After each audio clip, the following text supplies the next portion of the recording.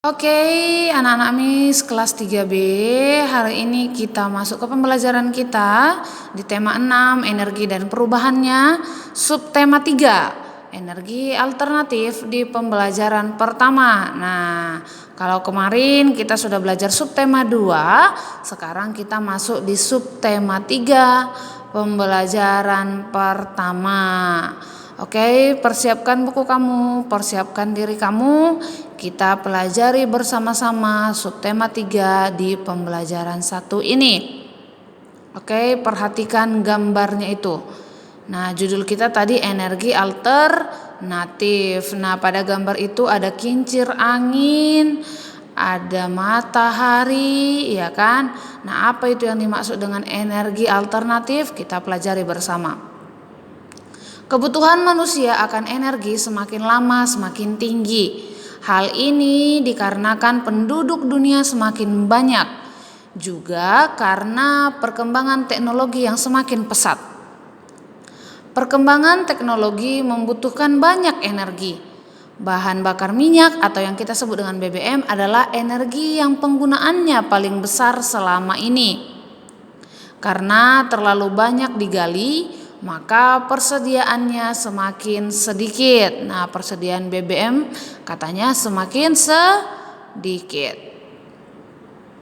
Untuk mengatasi hal tersebut, dicarilah berbagai energi alternatif. Tujuannya untuk menggantikan bahan bakar minyak atau BBM tadi.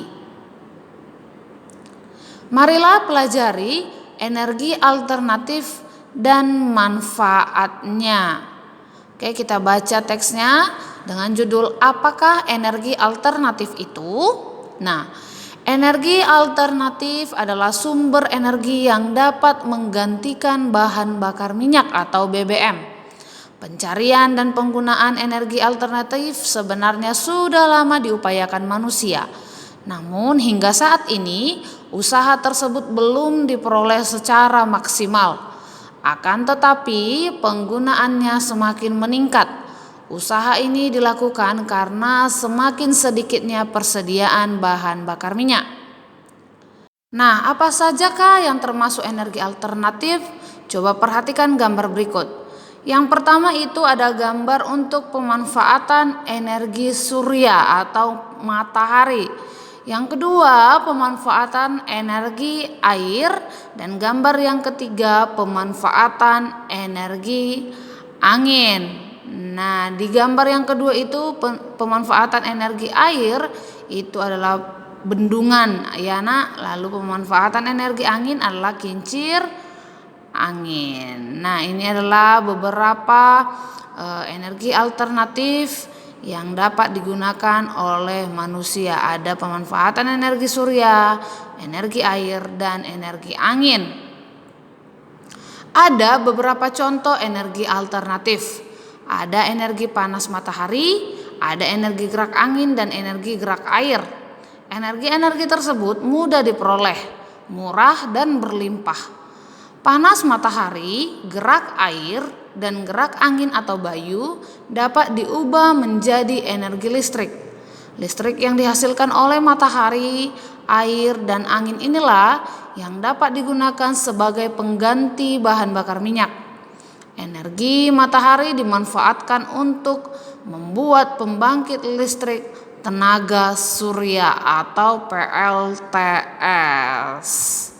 Nah, itu adalah beberapa contoh untuk energi alternatif. Energi air dimanfaatkan untuk pembangkit listrik tenaga air atau PLTA. Energi angin dimanfaatkan untuk membuat pembangkit listrik tenaga angin atau bayu yang kita sebut dengan PLTB. Pembangkit listrik tenaga angin merupakan sumber energi yang sangat ramah lingkungan. Nah, perhatikan kedua gambar itu ya nak. Jadi tadi tenaga surya untuk PLTU, air untuk PLTA, angin untuk PLTB. Kalian dapat memanfaatkan energi matahari, air, dan angin. Dengan energi alternatif dapat menghemat penggunaan bahan bakar minyak.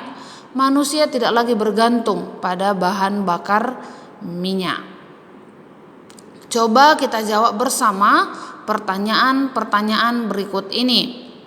Nomor 1. Apa yang dimaksud dengan energi alternatif? Nah, energi alternatif merupakan sumber energi yang dapat menggantikan bahan bakar minyak atau BBM. The second one, yang kedua, mengapa perlu energi alternatif? Energi alternatif diperlukan karena ketersediaan BBM semakin menipis dan berbanding terbalik dengan kebutuhannya. Nah, ini kita dapat jawabannya, kita peroleh itu dari teks yang tadi ya nak. And then the third one, yang ketiga, apa sajakah yang termasuk sumber energi alternatif? Nah, jawabannya yang termasuk sumber energi alternatif adalah matahari, air, dan angin. Nomor 4, berikan contoh penggunaan energi alternatif. Contoh penggunaan energi alternatif adalah menggunakan kompor listrik sebagai pengganti kompor minyak tanam. Nah, contoh salah satu ya nak, boleh satu, nanti lagi kamu cari yang lain. Apa? Yang kelima, apa akibatnya jika tidak ada energi alternatif? Jawabannya, jika tidak ada energi alternatif maka persediaan BBM dapat habis sehingga berakibat adanya gangguan dalam kehidupan manusia.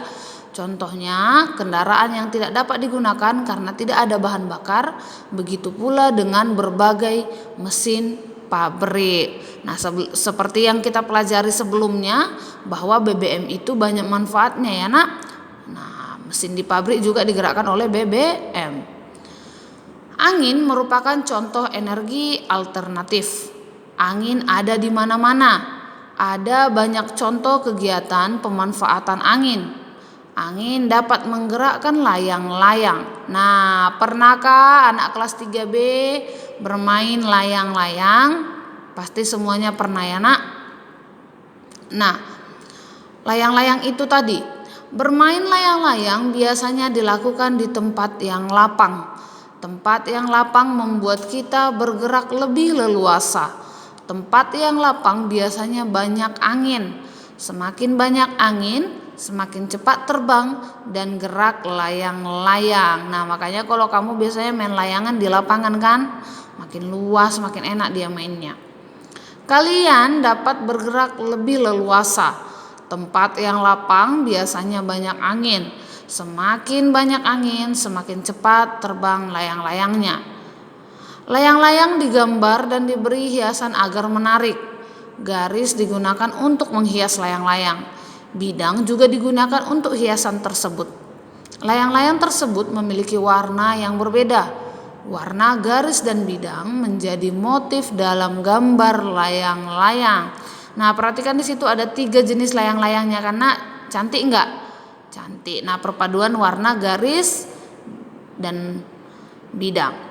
Cobalah menghias gambar layang-layang berikut, gunakan garis, bidang, dan warna sesuai keinginanmu. Nah, ini nanti boleh kamu kerjakan secara mandiri. Oke, boleh kamu gambar atau boleh deh nanti di print bentuk layangannya.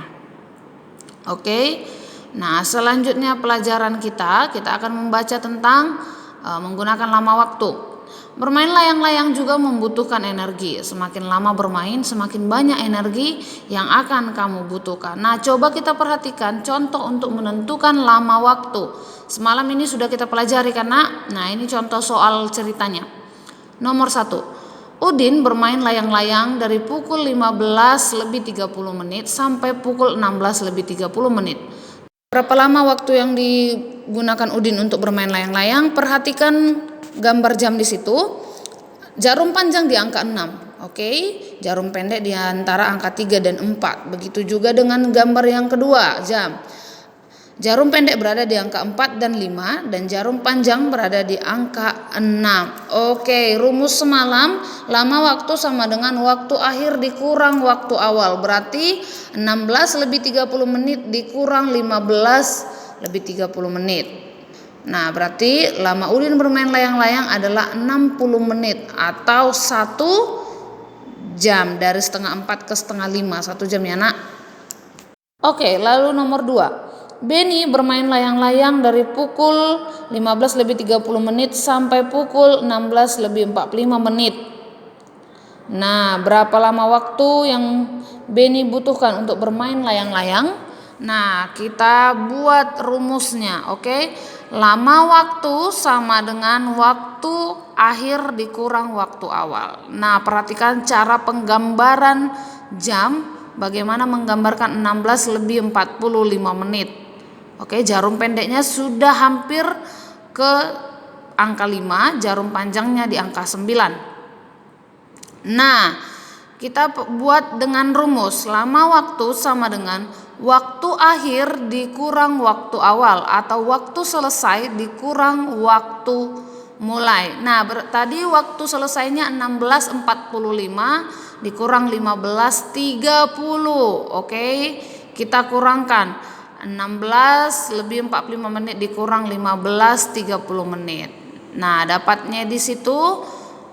Oke, 5 dikurang 0, 5, 4 dikurang 3, 1, 6 dikurang 5, 1. Nah, maka 1 jam 15 menit. Nah, tadi ditanya kita ke menit. Maka 1 jam itu berapa menit, Nak? 60 menit. Berarti 60 menit ditambah 15 menit. 15 menitnya tetap karena sudah sama. Maka 60 ditambah 15 sama dengan 75 menit. Maka lama Beni bermain layang-layang adalah 75 menit. Demikian untuk pembelajaran kita hari ini. Kamu catat semuanya dalam buku catatan kamu. Oke, selamat belajar, Nak. Tetap semangat, tetap jaga kesehatan. Bye bye.